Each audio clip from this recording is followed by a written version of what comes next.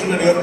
X tourism మినిస్టర్గా ఆ యొక్క టూరిజం చేసేటువంటి ఆ ఫంక్షన్ నన్ను పిలవమని మోడీ గారు చెప్పని పిలిచారు, ఆహ్వానించారు.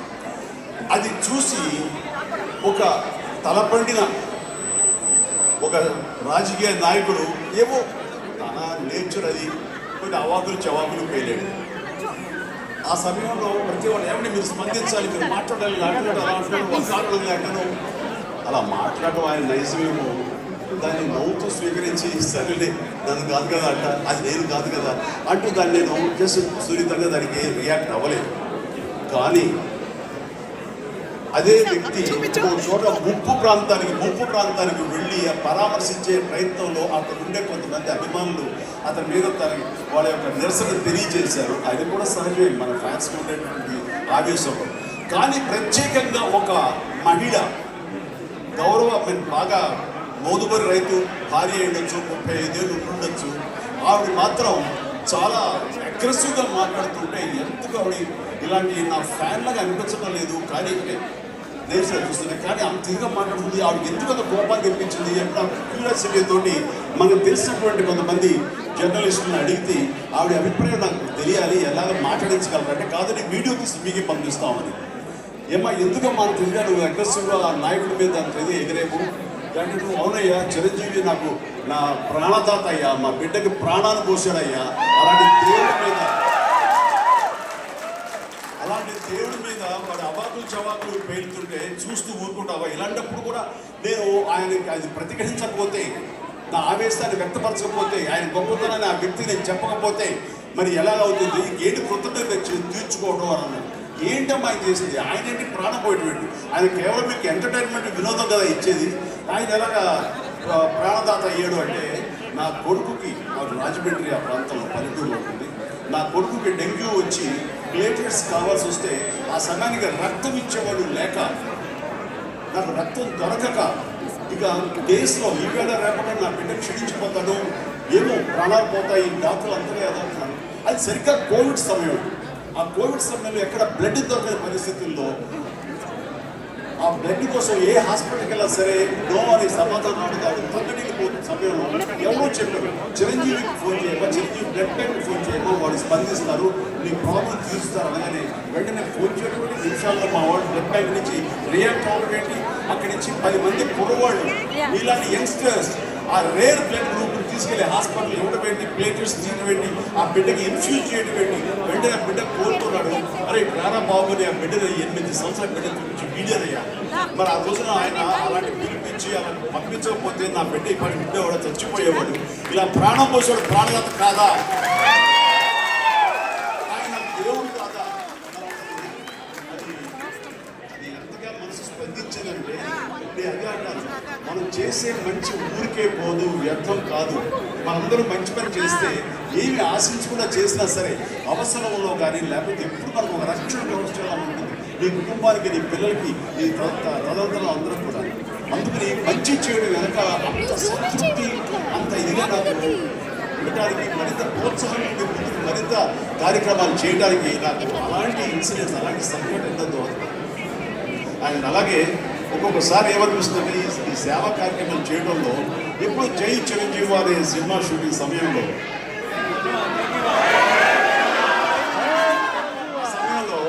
నేను షూటింగ్ చేస్తాను. అక్కడ ఏదో పైన కప్పి మీద నేను దిగుతూ రావాలి, ఫ్లోర్స్ 1 by 1 ఫ్లోర్.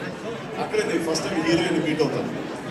వస్తున్నప్పుడు ఆ తాడు సరిగ్గా పడక, దాని మెకానిజం సరిగ్గా లేక చిరాగా ఉంది. కింద చాలామంది ఫ్యాన్స్, చాలామంది చూస్తున్నారు. చూస్తుండగా నేను సరే అక్కడ దిగారు, చాలా చిరాగా వెళ్తున్నాడు. కానీ ఎక్కడో నా దృష్టి అంతమంది 1000 మంది ఉన్న చోట ఒకటి మీద పడింది.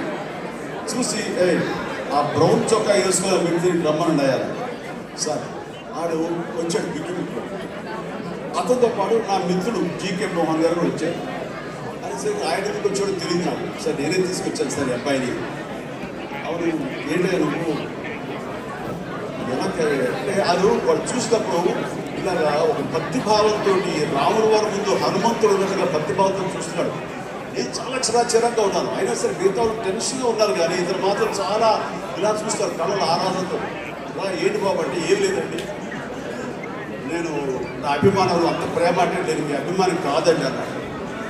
ఏంటి అభిమానం కాదు అన్నాడు కానీ అంత ప్రేమలా వ్యక్తం చేస్తున్నాడు ఏమైంది అని నేను చాలా క్యూరియాసిటీ పెరిగినప్పుడు కూర్చోబెట్టాను అని కూర్చోాలంటే నిలబడే మాట్లాడాను సార్ చెప్పాను ఏ లేదు సార్ నేను జెమినీ స్టూడియోలో ప్రోగ్రామ్ హెడ్గా పనిచేస్తాను సార్ నేను వేరే హీరో అభిమానిని మిమ్మల్ని ఎప్పుడు చేయను సార్ మిమ్మల్ని ఎవరైనా సపోర్ట్ చేస్తే వాళ్ళని తిట్టుకోవడానికి మిమ్మల్ని తిడుతూ ఉంటాను సార్ నేను అలాంటిది సార్ ఊరికి వెళ్ళాను సార్ అమ్మకి బ్లడ్ దొరకక అమ్మకి ఏముందో తెలియని పరిస్థితుల్లో రేర్ బ్లడ్ దొరకకపోతే ఆ బ్లడ్ ఎవరిస్తారంటే మళ్ళీ చిరంజీవి బ్లడ్ బ్యాంక్ ఫోన్ చేస్తే అక్కడి నుంచి మనుషులు వచ్చి బ్లడ్ హాస్పిటల్ ఇచ్చారు సార్ అలాంటి అమ్మని బతికించారు సార్ నేను వెళ్ళినప్పుడు ఎవరితో గొడవ పెట్టి వెళ్ళిపోయింది సార్ కానీ ఆడు మీ గొప్పతనం గురించి చెప్తుంటే పబ్లిసిటీ స్టంట్లు ఇవేంటి పెద్ద ఆయన వచ్చే కోట్లలో కొంచెం ఖర్చు పెడితే ఎవరికైనా వస్తుంది అంటూ చాలా కేర్లెస్గా మాట్లాడేవాడు మీరు చేసింది మారు మూలలకు వెళ్ళిపోయింది ఇలాంటి మా తల్లులాంటి ప్రాణాలు ఎంతమందినో కాపాడబడింది నిజంగా చెప్తాను సార్ అంటూ ఇదైపోయాడు నేను అన్నాను ఇంత చేస్తున్నాను కదా నీకు అభిమానం పెరిగిపోయింది కదా అంటే ఆయన అంతా జీవితాంతం కానీ ఆ హీరో మీద అభిమానం మాత్రం పోగొట్టుకోవద్దు నువ్వు ఆ హీరోని ప్రేమించాలి ఆ హీరోని నువ్వు చేయాలి మిగతా విషయం నా మీద ఏమైనా కొంచెం ప్రేమ చూపిస్తుంది అదృష్టం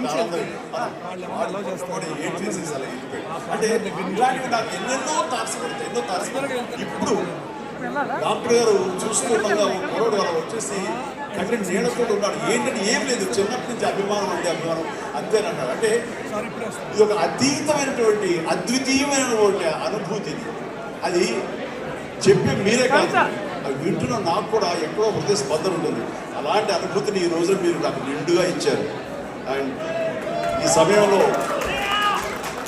సినిమాల గురించి కాకుండా ఈ అవార్డు నాకు ఈ సేవా కార్యక్రమాలు కూడా దృష్టిలో పెట్టుకుని కేంద్ర ప్రభుత్వం నాకు ఇది అవార్డు ఇచ్చిందనిగా నేను భావిస్తున్నాను అందుకని అంటున్నాను ఈ అవార్డు కేవలం నాకు వచ్చింది కాదు ఎందుకంటే నేను 25 years బ్యాక్ ఇనిషియేట్ చేశాను ఒక 10-15 సార్లు బ్లడ్ ఇచ్చి ఉంటానేమో కానీ దీన్ని ముందుకి మీరు తీసుకువెళుతూ ఎంతోమంది ప్రాణాలు కాపాడుతున్నా మా ప్రాణదాతలు అందరూ మా అభిమానులు blood brothers and blood sisters ఇలాంటి వాళ్ళకి ఈ పద్మవిభూషణ్ అవార్డు యావత్ ప్రపంచంలో ఎక్కడ ఉన్నా సరే అలాంటి సేవా కార్యక్రమాల్లో పార్టిసిపేట్ చేసి నాతో పాటు భాగస్వామ్యం పొందిన ప్రతి ఒక్కరికి దక్కుతుంది ఈ అవార్డు వారికి అంకితం చేస్తున్నారు ఈ సందర్భంగా సుదీర్ఘ ప్రయాణంలో నేను రిటైర్మెంట్ స్పీచ్లో ఇవ్వదలుచుకోలేదు ఇంకా కొనసాగించడానికి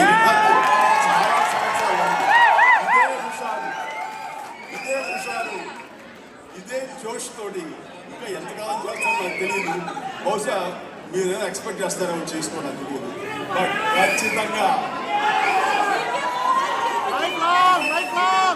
ముందుకు వెళ్తాను ఇంకా చేస్తూనే ఉంటారు అంత మీరు ఉత్సాహపరుస్తూనే ఉంటారు మళ్ళీ ఒక 10 ఏళ్ళ తర్వాత వచ్చినా సరే మీరు ఇదే ప్రోత్సాహం ఇక్కడ ఉండే చిన్న బిడ్డలు రేపు పొద్దున వాళ్ళ ఫ్యామిలీ వాళ్ళ హస్బెండ్ పిల్లలతో కూడా రావాలనుకుంటున్నా ఇదే ఉత్సాహం చాలా చాలా ఆనందం చాలా సంతోషంగా ఉంటుంది ఎన్నో విషయాలు చెప్పుకోవచ్చు ఎన్నెన్నో చెప్పుకోవచ్చు అండ్ ఈ సందర్భంగా నేను మనస్ఫూర్తిగా నాకు జన్మనిచ్చిన అమ్మా నాన్నలకి అలాగే సినీ జన్మకి సపోర్ట్గా నిలబడ్డ నా అభిమానులకు నా ఈ ప్రయాణంలో నాకు ఎప్పటికప్పుడు చేయూతనిస్తూ సినిమాలు తీస్తున్న నా నిర్మాతలకి దర్శకులకు అలాగే ఇతర టెక్నీషియన్స్కి ఆఖరి లైట్ బాయ్స్ కూడా వాళ్ళు కూడా అందరూ కూడా అంత ప్రేమించి నాతో పాటు ప్రయాణం కొనసాగించడానికి ఈ స్థాయికి తీసుకోవడానికి దోహదపడ్డారు అలాంటి ప్రతి ఒక్కరికి ఈ సందర్భంగా నేను నా ధన్యవాదాలు తెలియజేస్తాను ప్రేక్షకులుగా అభిమానులుగా మీ అందరికీ కూడా అండ్ ఇంకా చెప్పాలంటే ఈరోజు ఈ కార్యక్రమం ఇంత బాగా జరగడానికి నా అభిమానులు అన్ని రకాల సంస్థలు ఆప్తా నుంచి తానా నుంచి అండ్ ఏమి ఉన్నాయా మిగతా అన్నింటి నుంచి వరుస పేర్లు చెప్పలేదు కానీ అన్ని సంస్థల నుంచి వచ్చారంటే కనుక ఏకతా భావం అన్నది అండ్ మీరందరూ చూపిస్తున్నారు మీకు వేరు ఉద్దేశాలతో మీరు వేరే పెట్టుకోవచ్చు కానీ బట్ నేను అనేసరికి చిరంజీవి అందరికీ ఆప్తుడంటూ అన్ని రకాల సంస్థలు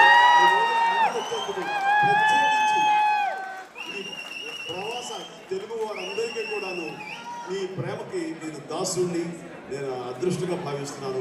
ఈ కార్యక్రమం నిర్వహించడానికి కారణమైనటువంటి విశ్వప్రసాద్ గారికి, అలాగే విజయ్కి, తదితరుల మిత్రులకు, అలాగే ఇక్కడికి పిలిచినటువంటి గౌరవంతో వచ్చినటువంటి గౌరవ అతిథి ప్రేమ్ సాగర్ రెడ్డి గారికి, అలాగే వైఎల్పి గారికి, మా శరత్కి, అండ్ నా నిర్మాత వీరయ్య, నిర్మాత నవీన్ గారికి, అందరికీ, మిగతా మిత్రులకు. ఈ సభ జరగడానికి కారణం ఏంటంటే కుమార్ ఇంకో పెళ్ళి, ఆ పెళ్ళి ఉంది కాబట్టి ఇంత ఫాస్ట్గా ఒప్పుకోగలిగారు ఆయన. కాబట్టి కుమార్కి ఇలా ప్రతి ఒక్కరికి నా హృదయపూర్వక ధన్యవాదాలు తెలియజేస్తూ, మీ ప్రేమ ఇలాగే ఉండాలని కోరుకుంటూ, మీ ఉత్సాహం ఇలాగే ఉండాలని కోరుకుంటూ, నేను చేసే కార్యక్రమాలకి మీ వంతు ప్రేమ, వాత్సల్యం, మీ సహకారం ఇలాగే కోరుకుంటూ సెలవు తీసుకున్నాను. జై హింద్.